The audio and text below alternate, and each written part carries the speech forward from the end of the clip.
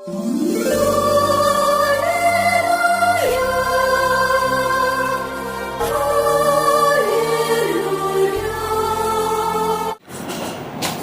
పత్రిక 6వ అధ్యాయము 1-2 వచనములు. హెబ్రీ పత్రిక 6వ అధ్యాయము 1-2 వచనాలు. కాబట్టి నిర్జీవ క్రియలను విడిచి మారు మనస్సు పొందుటయు, దేవుని యందలి విశ్వాసమును, బాప్తిస్మమును గూర్చిన బోధయు, హస్త నిక్షేపణమును, మృతుల పునరుత్థానమును, నిత్యమైన తీర్పును అను పునాది మరలా వేయక, క్రీస్తుని గూర్చిన మూలోపదేశము మాని సంపూర్ణములగుటకు సాగిపోదము. ప్రార్థన చేసుకుందాం. మహాపరిశుద్ధుడా, ప్రేమగల తండ్రి, కృపగల ప్రభువా, నీ పరిశుద్ధమైన పాదాలకి వందనాలయ్యా. ఇదిగో తండ్రి యొక్క ఆల్ నైట్ ప్రేయర్ ప్రభు దేవానైనా ఇంతవరకు సంతోషంగా నేను స్తుతించుకున్నాం, మహింపరుచుకున్నాం దేవా. మా యొక్క ప్రతి ప్రార్థన మీరు ఆలకించారని నమ్ముచున్నాను ప్రభు. ఈ రాత్రికాల సమయంలో దేవా, ఆసక్తి కలిగి నీ యొక్క వాక్యం పట్ల ప్రభు దేవనైనా వచ్చిన ప్రతి ఒక్క సహోదరి సహోదరులను కనికరంతో దీవించండి. వాక్యం ద్వారా ప్రతి ఒక్కరితో మాట్లాడుతండి. మీరు మాత్రమే మహిమ ఘనత ప్రభావం పొందుకోమని మా ప్రభువును మా రక్షకుడిని ప్రియకుమారుడు యేసుక్రీస్తు వారి అతి శ్రేష్టమైన నామంలో మిక్కిలి వినమగడి వేడుకొనుచున్నాను తండ్రి, ఆమెన్. సాధారణంగా ఈ ఆల్ నైట్ ప్రేయర్ అంటే ఏంటని చెప్పానంటే, కొంచెం దేవుడు అంటే కొంచెం విశ్వాసం, ఆసక్తి, కొంచెం భక్తి ఉన్న వాళ్ళే వస్తూ ఉంటారు. కాబట్టి కొంచెం వాక్యం కూడా కొంచెం లోతుగా చెప్పాల్సి ఉంటుంది. అంటే మామూలుగా రోజువారీ చెప్పినట్టు కాకుండా కొంచెం లోతైనటువంటి వాక్య మర్మాలు చెప్తాము, మళ్ళీ చదువుదాం వస్తుంది. కాబట్టి నిర్జీవ క్రియలను విడిచి మారు మనసు పొందుటయు, దేవుని యందలి విశ్వాసమును గూర్చిన బోధయు, హస్త నిక్షేపణమును, మృతుల పునరుత్థానమును, నిత్యమైన తీర్పు అను పునాది మరలా వేయక, క్రీస్తుని గూర్చిన మూలోపదేశము మాని సంపూర్ణములగుటకు సాగిపోదము. పౌలు గారు మాట్లాడుతున్నారు ఏంటని చెప్పంటే, ఈ లోకంలో విశ్వాసులుగా జీవిస్తున్న వారు రక్షణ పొందుకున్న తర్వాత నిర్జీవ క్రియలు వదిలి ఆధ్యాత్మికంగా ఎదిగి క్రీస్తులో పరిపూర్ణత పొందుకోవాలని చెప్తున్నారు. వాక్యాన్ని మళ్ళీ జాగ్రత్త చదివితే ఏమని చెప్పంటే, బాప్తిస్మమును గురించిన బోధయు, హస్త నిక్షేపణమును, మృతుల పునరుత్థానమును, నిత్యమైన తీర్పు అను పునాది మరలా వేయక. అంటే మాటి మాటికి ప్రతిరోజు ప్రతి వారం కూడా బాప్తిస్మం, రక్షణ, తీర్పు, ఏమండి ఏ వాక్యాలు చెప్పుకుంటూ పోతే ఇక విశ్వాసం ఎదిగేది ఎక్కడ? అంటే అను పునాది మరలా వేయక. మీకు అర్థం కావడానికి చెప్తాను. మనం ఒక ఇల్లు కట్టాలనుకోండి, ఇల్లు కట్టాలంటే ఏంటి చెప్పాలంటే ఏం చేస్తాం? ఫస్ట్ పునాది వేస్తాం, అంతే కదా. పునాది వేసితే పునాది అయిపోయిన తర్వాత దాని మీద చక్కగా గోడలు కట్టి ఇల్లు పూర్తవుతుంది. గోడలు కట్టకుండా పునాది వేసేసి నా ఇల్లు అయిపోయిందని చెప్పానంటే కాదు కదా. సో అట్లా మన క్రైస్తవ్యం ఏంటని చెప్పానంటే, ఈ బాప్తిస్ము, రక్షణ, తీర్పు, పునరుత్థానము, ఇవన్నీ కూడా ఏంటని చెప్పానంటే ఒక పునాది వంటివి అన్నమాట. మనం పునాది వద్దనే ఆగిపోతే ఇంక మనం ముందుకు సాగలేము. కాబట్టి పునాది వద్దనే ఆగిపోకుండా ఇంకా కొంచెం విశ్వాసంగా, ఇంకా కొంచెం వాక్యపు లోతుల్లోకి వెళ్ళి ఏం చేయాలట? క్రీస్తులో పరిపూర్ణత మనము పొందుకోవాలి. దానికోసం ఏం చేయాలని చెప్పంటే నిర్జీవ క్రియలు వదిలేయాలని చెప్తున్నారు. నిర్జీవ క్రియలను వదిలి, నిర్జీవ క్రియలు ఏంటి కొత్తగా? మనకి బైబిల్లో శరీర క్రియలు చెప్పారు కదా. శరీర కార్యములు స్పష్టమైనవి. ఏంటవి శరీర కార్యములు? గలతీ పత్రిక 5వ అధ్యాయంలో శరీర కార్యములు స్పష్టమై ఉన్నవి. అవేవనగా జారత్వము, అపవిత్రత, కాముకత్వము, విగ్రహారాధన, వ్యభిచారము, కలహములు, మత్సరములు, క్రోధములు, కక్షలు, విమతములు, అల్లరితో కూడిన ఆటపాటలు మొదలైన శరీర క్రియలు చేస్తూ వాటితో మమేకపైపోయి జీవిస్తున్న వారు ఎప్పటికి కూడా దేవుని రాజ్యాన్ని పొందుకోలేరు. అయితే ఈ శరీర క్రియలు అనేవి దాస్తే దాగేవి కావు. మనం ఒకవేళ దాద్దామని చెప్పి అనుకున్నా కూడా దాగేవి కావు. అంటే వ్యభిచారము, దొంగతనం, కోపం ఇవన్నీ కూడా దాస్తే దాగేవి కావు. కానీ ఈ యొక్క నిర్జీవ క్రియలు అనేవి బయట ఎవరికి కనిపించవండి. నువ్వు అనుకోవచ్చు, నాలో నిర్జీవ క్రియలు ఉన్నాయి, నేను బయట ఎవరికి కనపడకుండా భలే మేనేజ్ చేస్తున్నానని అనుకోవచ్చు నువ్వు. కానీ గమనించాలి, దేవుడు పై రూపం మాత్రమే చూసేవాడు కాదు, కానీ ఆయన అంతరంగాన్ని చూసేవాడు. నీ అంతరంగాన్ని బట్టే నీకు ప్రతిఫలం వస్తుందని చెప్పిన విషయం మర్చిపోవద్దు. శరీర క్రియలు నువ్వు చేస్తూ ఉంటే ఎప్పటికి కూడా నువ్వు దేవుని రాజ్యం ఏ విధంగా పొందుకోలేవో, ఇదిగో ఈ నిర్జీవ క్రియల్లో నువ్వు పాలిభాగస్తుడిగా ఉంటే కూడా నువ్వు దేవునికి అసహ్యుడుగా ఉంటావు. ఈరోజు మన వాక్యాంశం ఏంటని చెప్పానంటే, ఓ క్రైస్తవుడా, నీలో నిర్జీవ క్రియలు ఉన్నాయా? ఆ నిర్జీవ క్రియలు మనలో ఏమైనా ఉన్నాయా? ఒకవేళ ఉంటే సరి చేసుకుందాం. నిర్జీవ క్రియలు ఏంటి? ఒక 4 అంశాలు చెప్తాను. ఒకవేళ ఈ 4 అంశాలు మనం ఎక్కడైనా పట్టబడ్డామేమో చూసుకుందామండి, సరి చేసుకుందాం. అనేక సార్లు తెలిసి తెలియక మనలో కూడా ఈ నిర్జీవ క్రియలు ఉంటాయి. చూద్దాం ఒకసారి ఏంటో. మొట్టమొదటిగా సంతోషం లేకుండా చేసేటువంటి క్రియలు. సంతోషం లేకుండా చేసే క్రియలు నిర్జీవ క్రియలు. సంతోషం లేకుండా అని చెప్పంటే ఏదో మొక్కుబడిగా అయిష్టంగా చేసే క్రియల్ని సంతోషం లేకుండా చేసే క్రియలు అన్నమాట. అర్థమని చెప్పింది? మొక్కుబడిగా ఇష్టపూర్వకంగా కాక చుట్టూన్న వారిని సంతృప్తి పరచడానికి చేసే క్రియలన్నీ కూడా ఈ సంతోషం లేకుండా చేసేటువంటి క్రియలు. వీటిని నిర్జీవ క్రియలు అంటారు. వీటిని జీవం లేదు, దేవుడు ఇష్టపడ్డాడు అన్నమాట ఇటువంటి కార్యాలని. మీకు అర్థమయ్యేలా చెప్తాను. దేవునికి ఇచ్చే విషయం చూసుకుందామండి. దేవుని వాక్యం చదివిస్తాము ఏంటని చెప్పానంటే, 2 కొరింథీ పత్రిక 9వ అధ్యాయం 7వ వచనం చూసుకుంటే,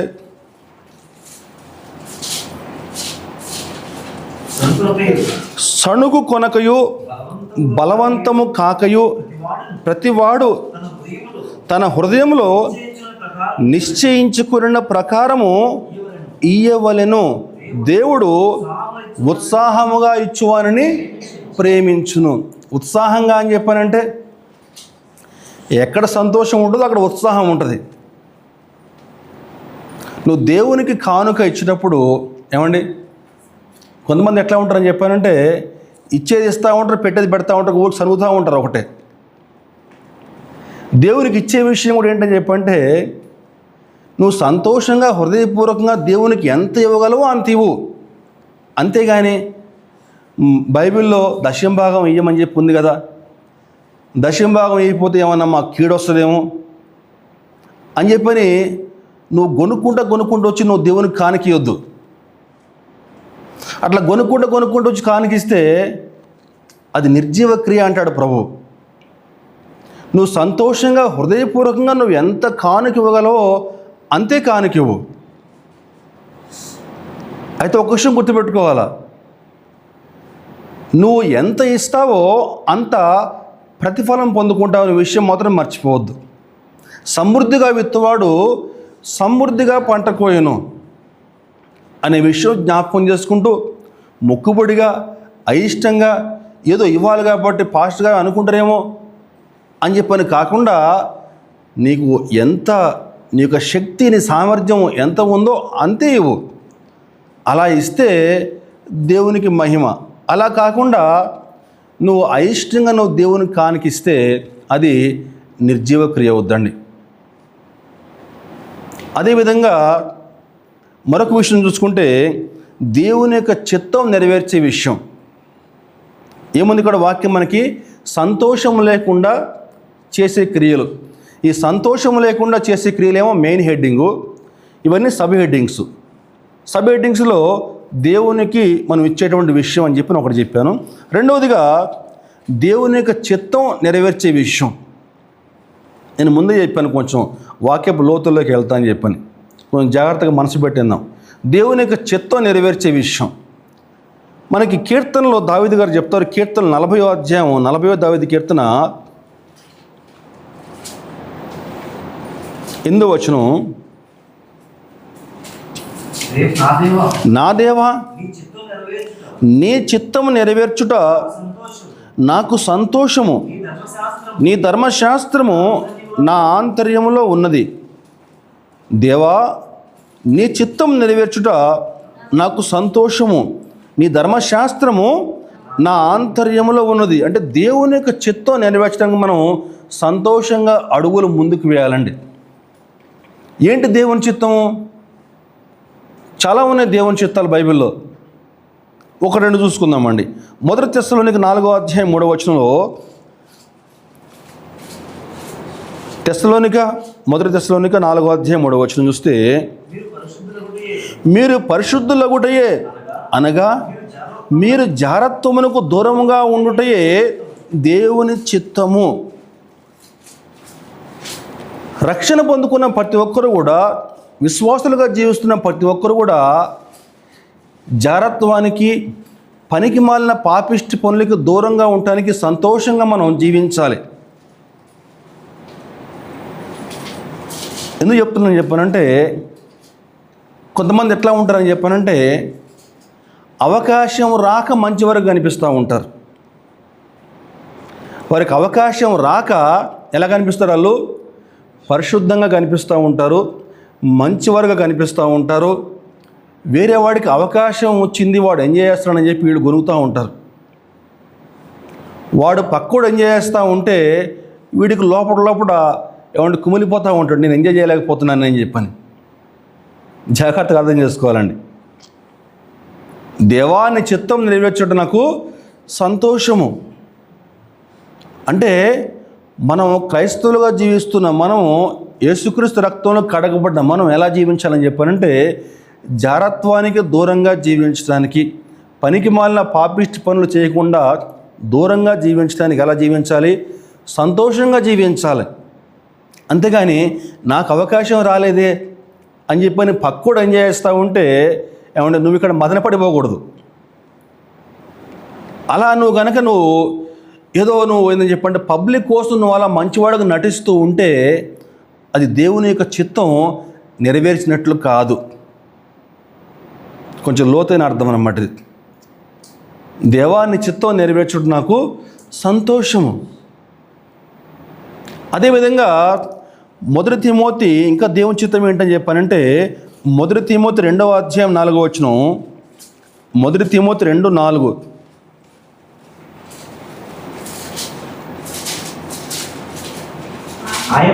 ఆయన మనుషులందరూ రక్షణ పొంది సత్యమును గుర్చిన అనుభవ జ్ఞానము కలవారై ఉండవలనని నిశ్చయించుచున్నాడు. మనుషులందరూ కూడా రక్షణ పొందుకోవాలి, సత్యం తెలుసుకోవాలని చెప్పని దేవుని యొక్క చిత్తం అండి. కాబట్టి అవకాశం వచ్చితే నీకు సంతోషంగా దేవుని యొక్క వాక్యం ప్రకటించడానికి నువ్వు ఉత్సాహంగా అడుగులు ముందుకు వెళ్ళాలి. ఇది దేవుని యొక్క చిత్తం. దేవుని యొక్క చిత్తం నెరవేర్చడానికి మనం సంతోషంగా మన యొక్క అడుగులు ముందుకు వెళ్ళండి. ఈ విధంగా సంతోషంగా దేవుని యొక్క చిత్తం నెరవేరుస్తూ ఉంటే, హృదయపూర్వకంగా సంతోషంగా దేవునికి కానుకిస్తూ ఉంటే, దేవుని మహింపరుస్తూ ఉంటే, యెషయా గారు చెప్తారు, యెషయా గ్రంథం 64వ అధ్యాయం 5వ వచనంలో, యెషయా 64:5లో, నీ మార్గములను బట్టి నిన్ను జ్ఞాపకం చేసుకొనుచు సంతోషముగా నీతిని అనుసరించే వారు నీవు దర్శించున్నావు. సంతోషంగా నీతిని అనుసరించాలట. దేవుని యొక్క చిత్తం సంతోషంగా చేయాలట. సంతోషంగా దేవుణ్ణి మహింపరచాలి, అంతేగాని అయిష్టంగా కాదు. సంతోషంగా ఆ విధంగా నువ్వు దేవుని మహింపరుస్తూ ఉంటే ఏముంది అక్కడ వాక్యంలో? సంతోషంగా నీతిని అనుసరించేవారు నువ్వు దర్శించున్నావు.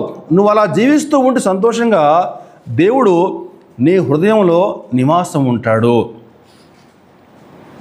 నీ మార్గాలకైనా కావలిగా ఉంటాడు, నీ తలంపులకైనా కావలిగా ఉంటాడు, నిన్ను సరైన మార్గంలో నడిపిస్తూ ఉంటాడు. ఎప్పుడు?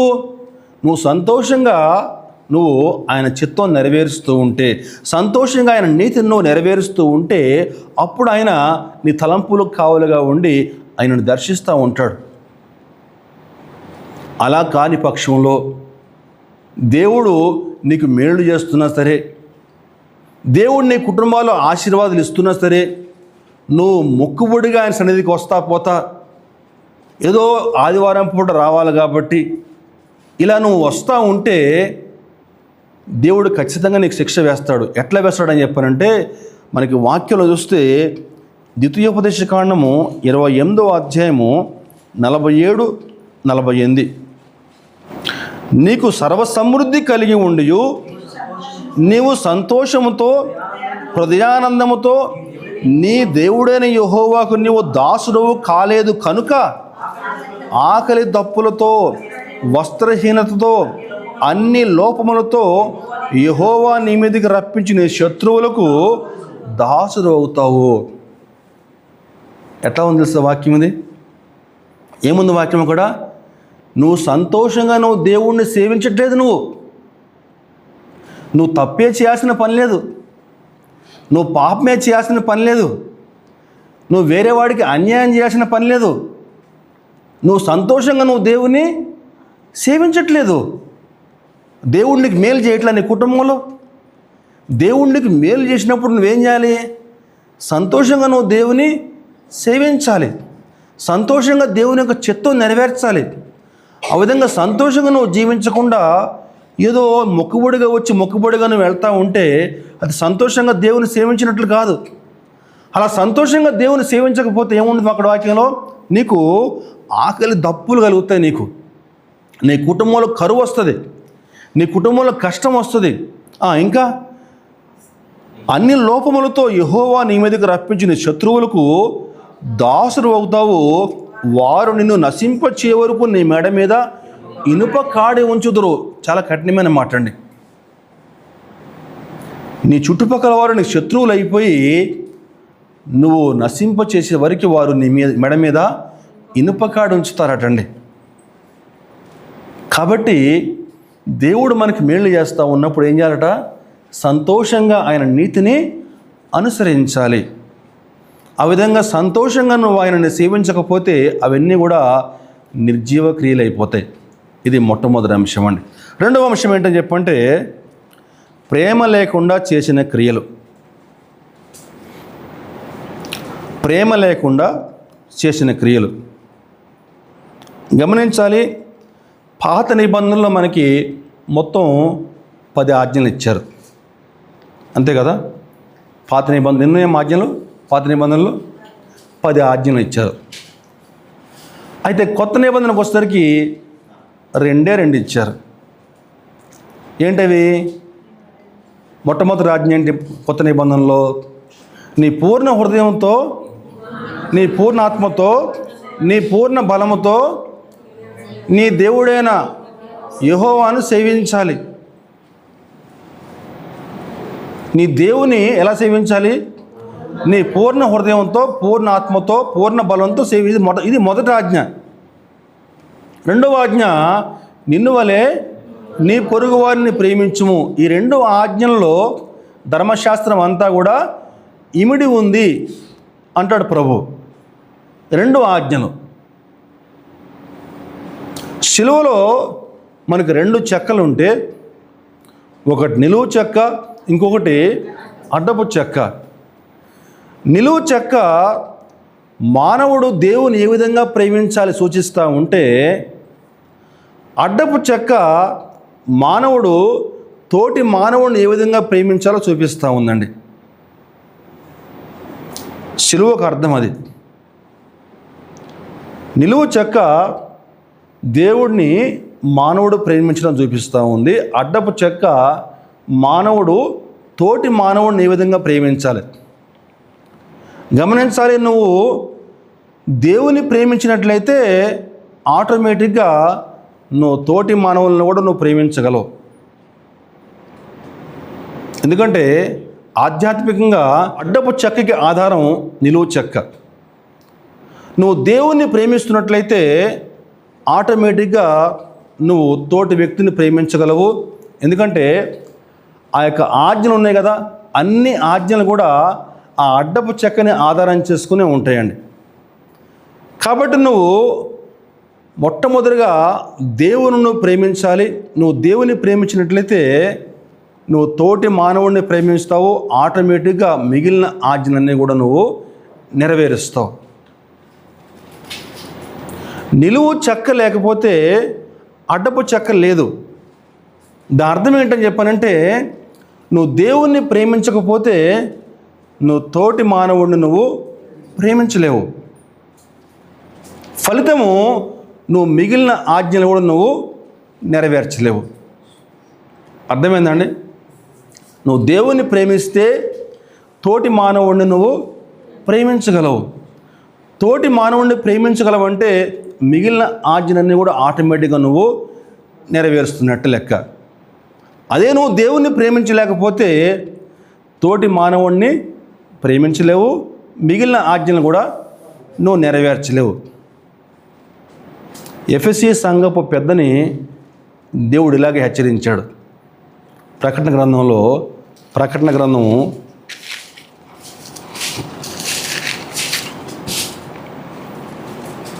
2వ అధ్యాయము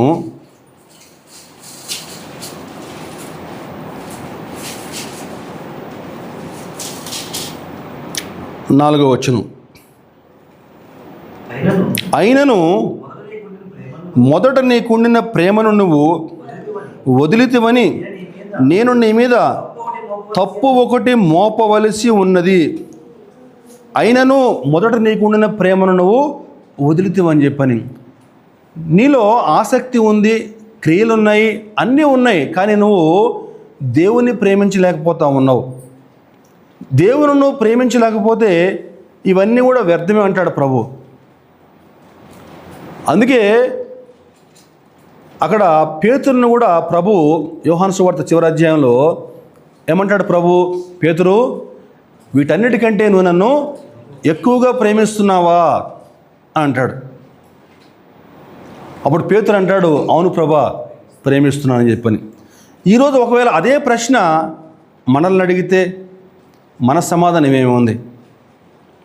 ఈరోజు మనం చేసే ఉద్యోగం కంటే, మన యొక్క వ్యాపారం కంటే, మన యొక్క ఆస్తిపాస్తుల కంటే, మన బంధువుల కంటే, వీటన్నిటికంటే మనం ప్రభువుని ఎక్కువగా ప్రేమిస్తున్నామా?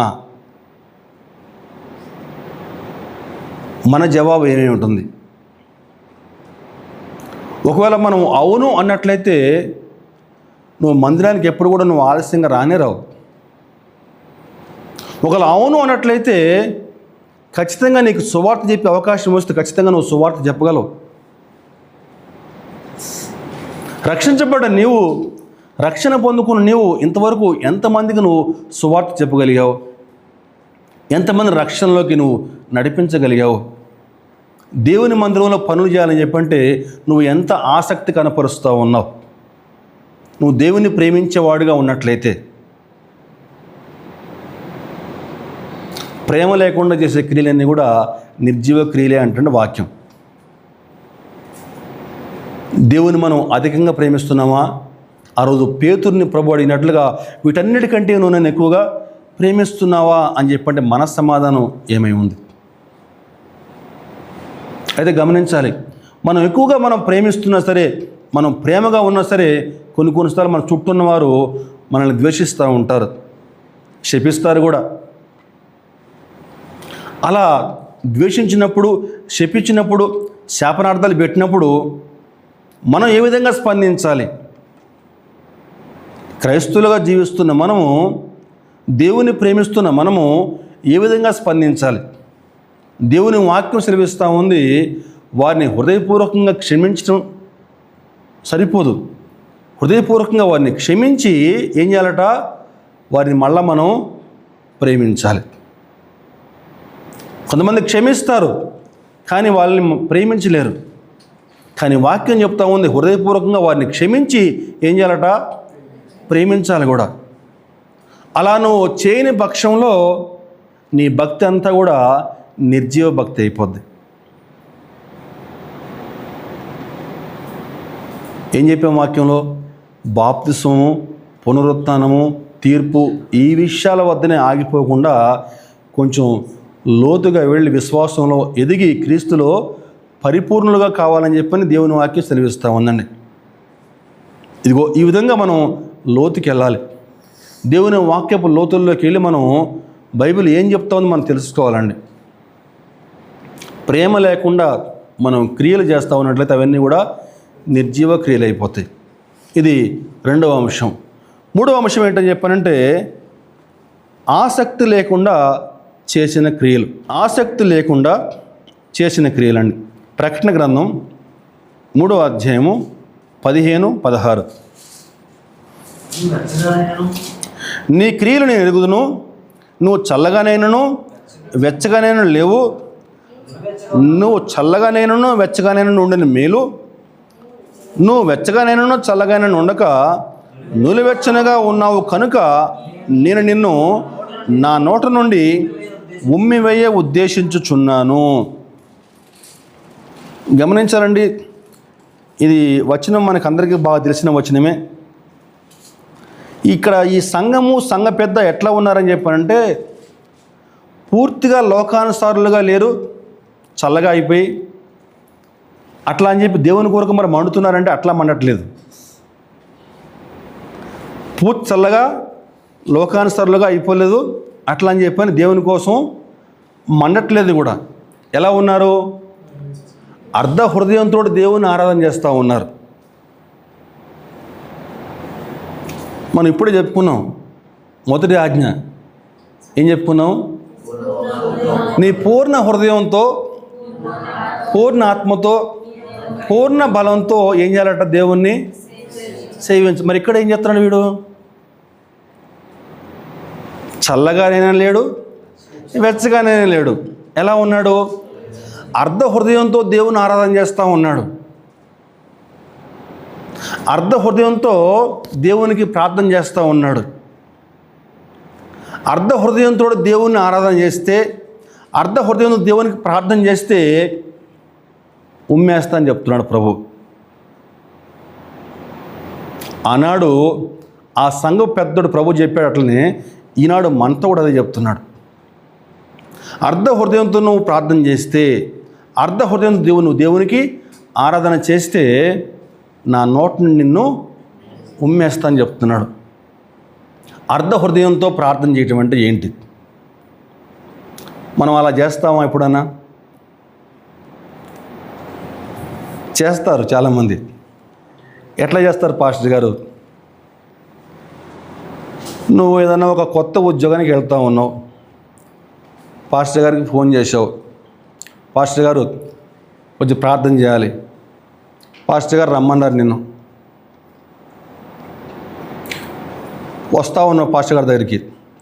వస్తూ ఉంటే మధ్యదారిలో నీకు ఒక నల్ల పిల్లి ఎదురైంది. నీకు ఏమి ఎదురైంది? నల్ల పిల్లి ఎదురైంది నీకు. ఇది ఇంద్ర ఇప్పుడు ఇట్లా ఎదురైంది నల్ల పిల్లి. నేను బయలుదేరిన వేళ విశేషం ముహూర్తం ఇలా సరిగ్గా బాగుందా బాగాలేదా అని చెప్పి అనుకుంటావు. ఇంతలో పాస్టర్ గారు నీకు ఫోన్, ఎక్కడున్నావా? వస్తున్నా పాస్టర్ గారు. వెళ్తావు పాస్టర్ గారి దగ్గరికి. పాస్టర్ గారు నీకు ప్రార్థన చేస్తూ ఉంటాడు. నువ్వు కళ్ళు మూసుకుంటావు, కానీ నీ ధ్యానం అంతా ఎక్కడ ఉంది? నీ ధ్యాస అంతా కూడా పిల్లి మీద ఉంది. అంటే ఆ సర్వశక్తిమంతుణ్ణి ఎవరు డామినేట్ చేశారు? పిల్లి డామినేట్ చేసిందండి. అర్ధ హృదయంతో దేవునికి ప్రార్థన చేయటం. అలా ఈనాడు చాలామంది ఏంటని చెప్పానంటే అర్ధ హృదయంతో సగం హృదయం ఇక్కడ ఉంటుంది, మిగిలిన సగం హృదయం లోకంతో మమేకమై ఉంటుంది అన్నమాట. లోకంతో మమేకమై సగం హృదయం ఇక్కడ ఉంటుంది, సగం హృదయం లోకంలో ఉంటుంది. ఆ సర్వశక్తిమంతుడిని ప్రార్థన చేస్తే అన్నీ కూడా ఆయన చూసుకుంటాడని చెప్పినటువంటి మర్చిపోయి నీ మనసంతా అక్కడ తిరుగుతూ ఉంటుంది, ఆ పిల్లి మీదనే ఉంటుంది అంతా. అర్ధ హృదయంతో దేవునికి ఆరాధన చేయటం అంటే ఏంటి? ఈ రెండు కలిపి మీరు ఒకసారి ఊహించుకోండి. నువ్వు ఏదైనా ఒక కొత్త వ్యాపారం చేయాలనుకుంటున్నావు, మళ్ళీ సేమ్ పాస్టర్ గారిని రమ్మన్నావు ప్రార్థన చేయడానికి. అయితే నీకు ఈ అమ్మ ఆ అమ్మ చెప్పుంటారు, నువ్వు కొత్త వ్యాపారం స్టార్ట్ చేయాలంటే నువ్వు ఖచ్చితంగా నువ్వేం చేయాలా, గుమ్మడికాయ కొట్టాల్సింది. నువ్వు గుమ్మడికాయ కొట్టి ఈ పక్క ఒక మొక్క ఈ పక్క ఒక మొక్క పెట్టకపోతే నీకు కీడు తెలుసా? పాస్టర్ గారు వస్తారు, సంఘ పెద్దలు వస్తారు, ప్రార్థన చేస్తూ ఉంటారు, కానీ నీ మనసు అంతా ఎక్కడ ఉండదు, కొబ్బరికాయ కొట్టలేదే నేను, బా ఎట్లుంటుందో ఏమో కీడు బా అని చెప్పని నీ సగం మనసు అంతా ఎక్కడ ఉంటుంది, గుమ్మడికాయ మీదనే ఉంటుంది. వాస్తవం నేను చెప్పేది. సగం హృదయంతో దేవునికి ఆరాధన చేయటం అన్నమాట. ఈ విధంగా సగం హృదయంతో దేవునికి ఆరాధన చేస్తే పెళ్ళి చేసుకోవాలి, అన్నీ చూస్తారు. శుక్రవారము, మంగళవారమా, బుధవారమా, ఏంటి శుక్రవారం అమ్మాయిని పంపించవచ్చా పంపించకూడదా ఇంట్లో నుంచి, ఇవన్నీ చూసుకుంటారు. మళ్ళా ఇది యెహోవా ఏర్పాటు చేసినటువంటి దినము అని చెప్పి పైన ఉంటుంది మళ్ళీ కొటేషన్. మళ్ళా అర్ధ హృదయంతో నువ్వు దేవునికి ఆరాధన చేస్తే, అర్ధ హృదయంతో నువ్వు దేవునికి ప్రార్థన చేస్తే నా నోటి నుండి నిన్ను ఉమ్మేస్తా అని చెప్తున్నాడు. దేవుని వాక్యం స్పష్టంగా సెలవిస్తుంది. నువ్వు ఆసక్తి కలిగి మారు మనసు పొందు. నువ్వు ఆసక్తి కలిగి మారు మనసు పొందితే సరే. లేనిచో ఏముంది వాక్యం అక్కడ? 3:19 నేను ప్రేమించి వారందరినీ గద్దించి శిక్షించున్నాను కనుక నువ్వు ఆసక్తి కలిగి మారు మనసు పొందు అని చెప్తున్నాడండి. ఆసక్తి కలిగి మారు మనసు పొందు. సగం సగం హృదయంతో నువ్వు దేవునికి ప్రార్థన చేయొద్దు, సగం సగం హృదయం వద్దు. హృదయపూర్వకంగా దేవునికి నువ్వు ఆరాధన చేయాలి. నువ్వు హృదయపూర్వకంగా దేవునికి ఆరాధన చేస్తే దాన్ని బట్టి నీకు ప్రతిఫలం ఉంటుంది అనే వాస్తవం మర్చిపోవద్దు. చిట్ట చివరిగా ప్రతిఫలము ఆశించి చేసిన క్రియలు, ప్రతిఫలము ఆశించి చేసేటువంటి క్రియలు అన్నీ కూడా నిర్జీవ క్రియలే. ప్రకటన గ్రంథము 22వ అధ్యాయము 12వ వచనం, ఇదిగో త్వరగా వచ్చుచున్నాను, వాని క్రియ చొప్పున ప్రతి వానికి ఇచ్చుటకు నేను సిద్ధపరిచిన జీతము నా యొద్ద ఉన్నది. అలాగే 2వ కొరింథీ పత్రిక 5:10 కూడా చూద్దామండి.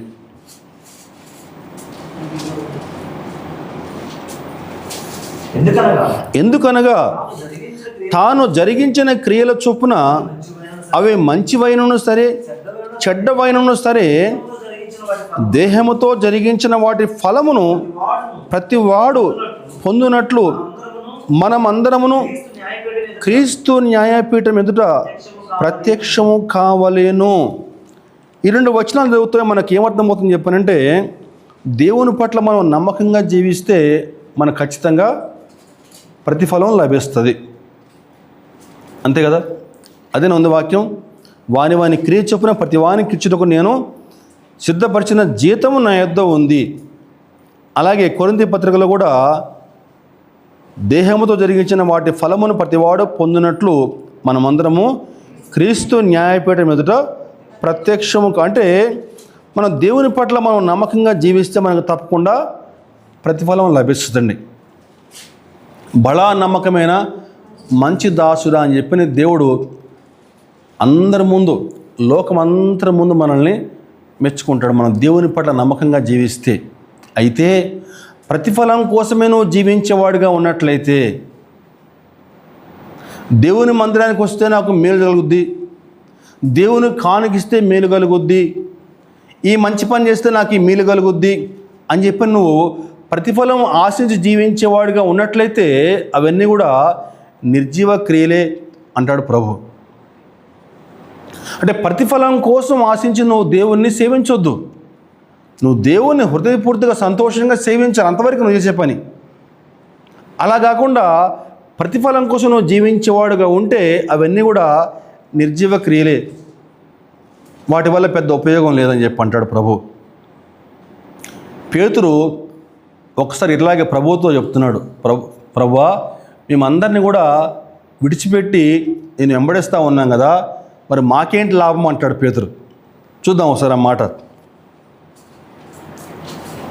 మత్తయి సువార్త 19:27 చూస్తే, మత్తయి సువార్త 19:27 చూస్తే, పేతురు ఇదిగో మేము సమస్తమును విడిచిపెట్టి నిన్ను వెంబడించితిమి కనుక మాకేమి దొరుకును అని ఆయనను అడగగా, ప్రభుని అడిగాడండి, అయ్యా మరి మేము సమస్తం విడిచిపెట్టాం కదా, నేను వెంబడిస్తూ ఉన్నాగా, మరి మాకేంటి లాభం అని చెప్పి అంటాడు పేతురు ఒకసారి. ఏ సందర్భంలో ఈ మాటలు పేతురు అడిగాడయ్యా అని చెప్పానంటే, మనకు ఒక్కసారి మత్తయి సువార్త చూద్దాం. ఒకసారి మత్తయి సువార్త 19వ అధ్యాయంలో కొంచెం మనం ముందు వచనం చదివితే, ఒక యవనస్తుడు యేసయ్య వద్దకు వస్తాడు. ఏమంటాడు వచ్చి, నిత్య జీవం పొందుకోవాలని నేను ఏం చేయాలి అని చెప్పి అంటాడు.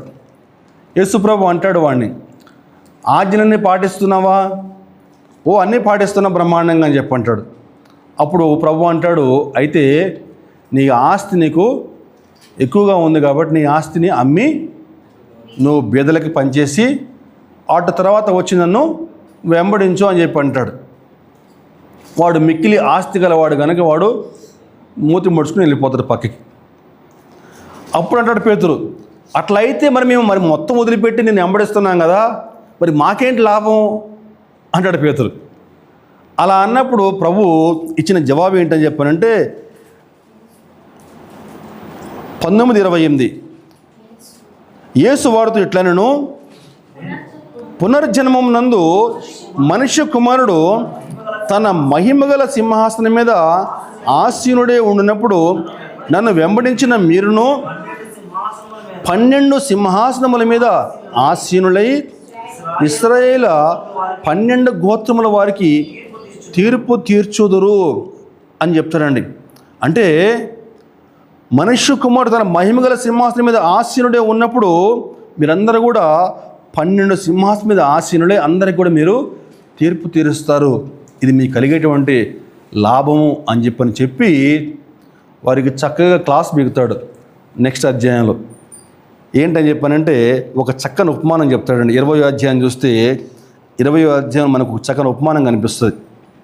అంటే మీకు ఈ ప్రతిఫలం దొరుకుద్ది అని చెప్పి నేను చెప్పుకుంటూ మళ్ళా నెమ్మదిగా ఒక చక్కని క్లాస్ బిగుతాడు శిష్యులకి. అదేంటని చెప్పానంటే, ఒక యజమాని మనకి 20వ అధ్యాయంలో ఒక ఇంటి యజమాని ఏం చేస్తాడని చెప్పానంటే, తన ద్రాక్ష తోటలో పని కోసం కొంతమంది పని వాళ్ళని ఏర్పాటు చేసుకుంటాడు. ఒక ద్రాక్ష తోట యజమాని తన ద్రాక్ష తోటలో పని కోసం కొంతమంది పని వాళ్ళని ఏర్పాటు ఉదయకాలం నుంచి సాయంకాలం వరకు ఆ పని వాళ్ళని ఏర్పాటు చేసుకుంటూ ఉంటాడు. పొద్దున 9 o'clock వెళ్తాడు, కొంతమంది పని వాళ్ళని పిలుచుకుంటాడు, మళ్ళీ మధ్యాహ్నం వెళ్తాడు, మళ్ళీ సాయంకాలం కూడా వెళ్తాడు. అందరిని పనికి పిలుచుకుంటాడు, అందరితో పని చేయించుకొని సాయంకాలం అయ్యేసరికి ఆ పొద్దుపూట వచ్చి పనిచేసేవాడికి ₹1 ఇస్తాడు, మధ్యాహ్నం వచ్చేవాడికి ₹1 ఇస్తాడు, సాయంకాలం వచ్చినోడు కూడా అదే ₹1 ఇస్తాడు.